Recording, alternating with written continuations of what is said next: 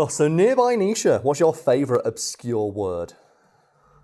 Oh God, I wasn't expecting that question. Do you have a favourite obscure word? I don't know if I do. Okay. Do you have one? The one in today's video, defenestration. Oh. The English language is positively filled with obscure, defunct words that are used less in casual conversation nowadays than a swift headbutt to the dome. One such word is defenestration, which means to forcefully throw somebody out of a window. A word I'm only familiar with because the citizens of Prague did it to their leaders like 3 times. And something I should address is that we don't often cover topics on the channel that are this dark, like people being forcibly thrown out of windows, but the fact it happened 3 times in the same place is so weird I feel compelled to mention it. Curiously enough, folks at home, the 3 occasions this happens are known as the first, second and third defenestrations of Prague, respectively. Really? And the thing is though, there might have even been more defenestrations that occurred in Prague. We just don't know about it. We just don't know. See, there's so many have happened, but and they all just involved people storming City Hall and throwing their leaders out of the window. Why? I don't know. What? That's the thing. It's such a specific thing to do, isn't it? Did someone just wake up one day and thought, you know what, I'm just going to go and throw someone out a window? Well, for the first defenestration of Prague we know about, that occurred in 1419 and occurred when a priest was riling up some peasants. And the story goes that while the priests were walking through the town centre, a rock was thrown from City Hall, which caused the priest to whip the crowd into a frenzy, at which point they all bum rushed City Hall and threw all the city councilmen out of the windows to their deaths below. Holy shit, that escalated quickly, didn't it? It did escalate quickly, but also the fact, though, it was a priest. It was a priest who did it. And it's rumoured that a few days later, when the King of Bohemia heard this knowledge, he died of shock. What? He died of shock. Of shock? According to history, yes. A long-standing rumour from history is that the king died of shock when he heard what had happened. And so, just to clarify, a priest bum-rushed a fortified stronghold and killed a king. That's like a dramatic retelling of a chess match. Yeah. That's not history. Yeah, that doesn't sound real. And if that does happen once, we wouldn't cover it on the channel. But as mentioned, this happened in Prague twice more that we know of. Oh my God. It just kept happening. Just every couple of years, just everyone in Prague's like, fuck it, window. I was going to say, what time frame did it happen? It was like every other week or something. And that's the thing of like, do you have a favourite fictional moment of someone being forcibly ejected from a window or out of a door? Because I've got, in the original articles, a bunch of screenshots of me being thrown through windows in media, like Jazz being thrown out of the house in The Fresh Prince of Bel-Air. It's not one where someone is forced out the window by someone else, but it's always a funny moment in Scott Pilgrim where he jumps out the window and just flies. It's just such a clean dive, isn't it? Fucking like horizontal dive through the window. Is Scott here? You know what? He just left. The one that I thought of is in the game Undertale. And there's a moment in that game where you go around to someone's house with like, so to set the scene, you make friends with a skeleton, and the skeleton makes you make friends with a night fish lady. And you go around to the night fish lady's house, and the skeleton's like, oh no, I seem to have forgotten something, and just dives out of the window. But because it's like this 2D pixel game, like they basically just pick up the little thing and he goes, whoa! And it cracks me the fuck up every time.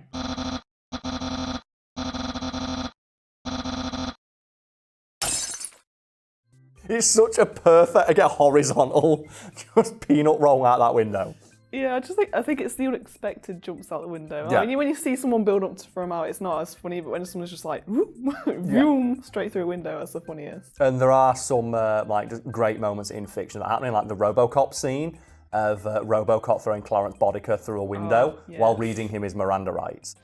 You have the right to remain silent. Fuck you. Oh, I've got this scene where I'm pretty sure it's The Simpsons, because it's always The Simpsons, where someone jumps out a window and then immediately comes back in. Yes! Is that Homer? No, it's, I think, oh no, the PTA is disbanded. Oh! And then he goes, no, that's not what's happening. And he just jumps back through the window in a perfect arc. Oh my God, the PTA has disbanded! No, the PTA has not disbanded. Oh no, I'm thinking of one. I feel like it's through like the living room window. Oh yeah, that's another one where. I think it happens all the time. in The Where Simpsons. Ned pushes Homer out the window. It's like, dear God, guide Homer to this mattress square and true.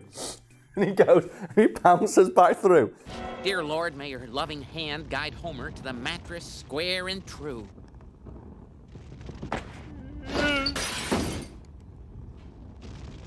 Okay. Every time I think about it, I laugh because it's just the noise Homer makes. It just. Because it's so pathetic. But moving on to the second defenestration of Prague. I think it happened again.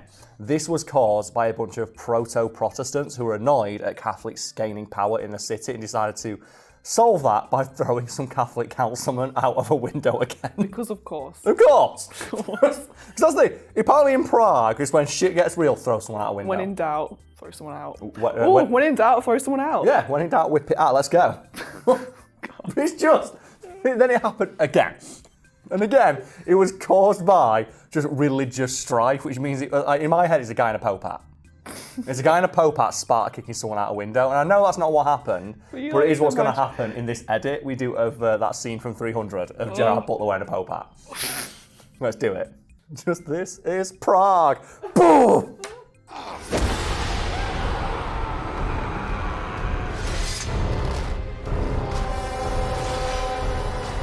I can already see it. Just in your head. Just see the bad edit of it.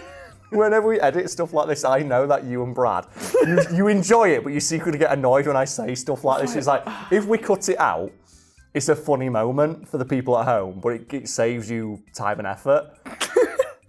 Oh, it's worth it. It's worth it in the end. For this is Prague. Well, should we move on to the third and perhaps final defenestration of Prague? As mentioned, there were other cases of defenestration in and around Prague, but these are the three most notable examples of it happening. Third time's a charm. Third time's a charm.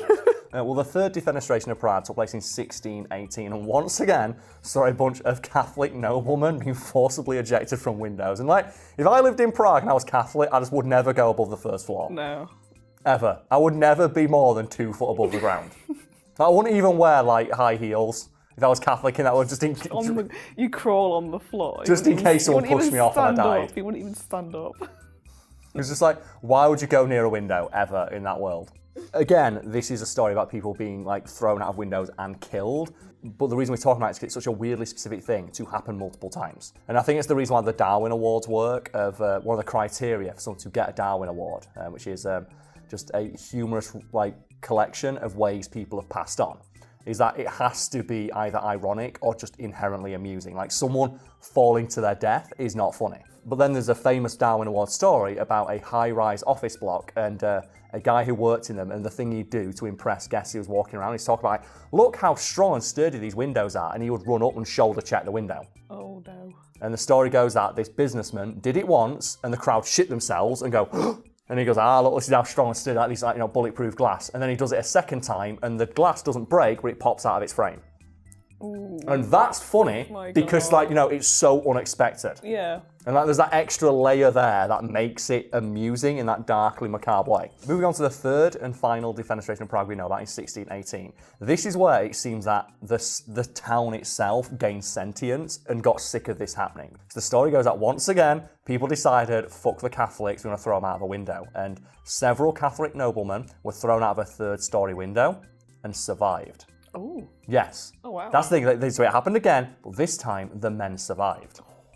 And that was later used in propaganda from both the people who threw the guys out the window and the people who survived being thrown out the window. Yeah. And the survivors of the window throw said that God himself had intervened and sent an angel to guide people down.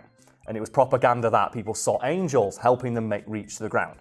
And similarly, the people who'd thrown the Catholics out the window said that no, they landed on a dung heap. That's what saved them. So landed in shit. They landed in shit, yeah. It's like Assassin's Creed style, like, yeah. Whoa!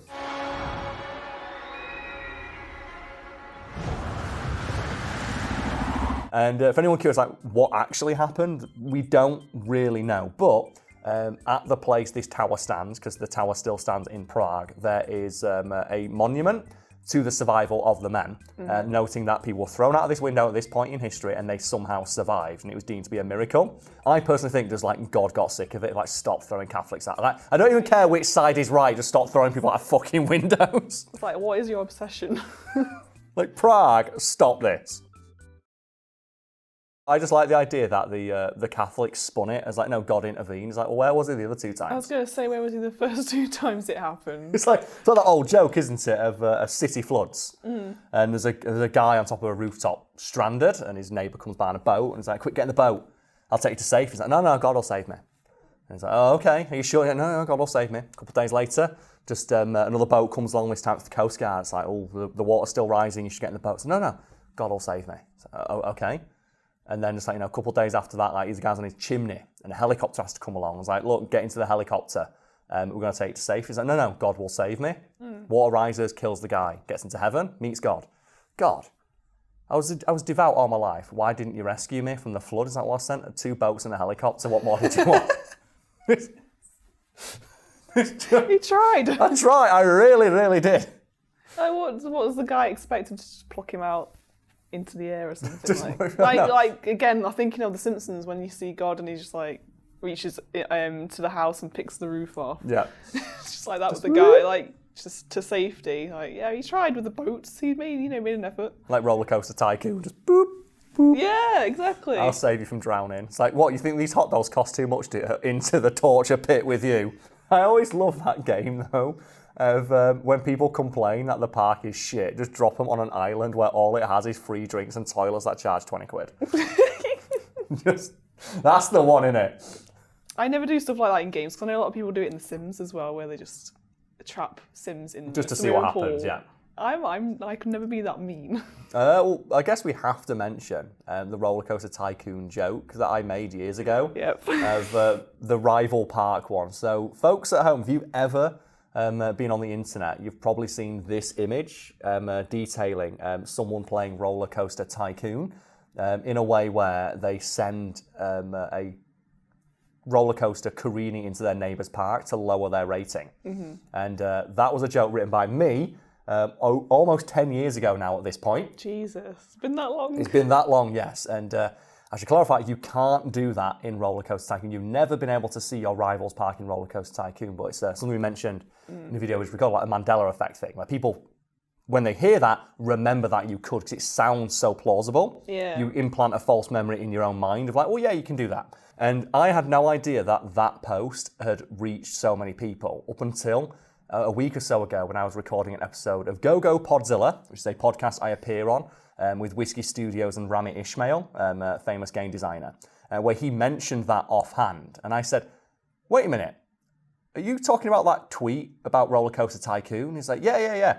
Where you can crash into your rival's park. I went, you can't do that now. He's like, what? And he's like, no, that's a joke I made 10 years ago. And he's like, what?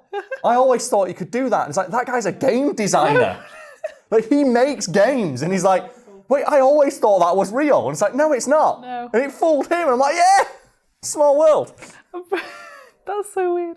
Also, I'm pretty sure in Rollercoaster Tycoon you don't have rival parks. It's just your parks. It's just your saves. You do have missions, though. You have to get a certain ranking. And for anyone wondering, like, why did I lie about Rollercoaster Tycoon? I used to do stand-up, and I had an entire set about video games. And I had a bit about things you used to do in video games, such as, messing around on The Sims and stuff like that. And I am aware that you can't do that in Rollercoaster Tycoon, but as mentioned, it's something you feel like you remember doing. Yeah. And that's why I post that joke online, to see if anyone will pick up on that, because I didn't want to go on stage, tell that joke, and have somebody say, you can't do that in Rollercoaster Tycoon. Yeah. Because here's the thing, folks. Comedians sometimes exaggerate or make things up for comedic effect. Yes. Who'd have thunk it? And that's why I wrote that joke, and it just went super viral. Yeah. But it was part of a larger bit about stupid stuff you do in video games, like the thing in The Sims, of just deleting the delete the ladders in the swimming pool. in the swimming pool, yeah. It's like robbing neighbours. Cruel. And that was what the whole thing was about. It's like a bit about the things you do in video games. And I can't remember any of the jokes from it in great detail, but that's the one that sticks in my head. It's the one that went viral. Yeah, to this day that people are still bringing it up. And to the point where it's now causing a Mandela effect, where there are people who actually make video games who think it's something you can do. Yeah. And I remember when that got brought up on the podcast, I was trying to find the original one, and apparently there's a bunch of like theory crafting. Like, where did this myth emerge from? So I'm waiting for there to be a game theory episode about it. Oh God, can you Of imagine? like, can you actually? Where did this myth originate? And it's like just a dumb tweet from me.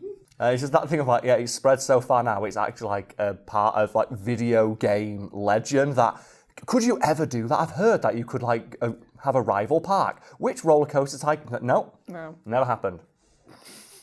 It's all. I'm really sorry, folks.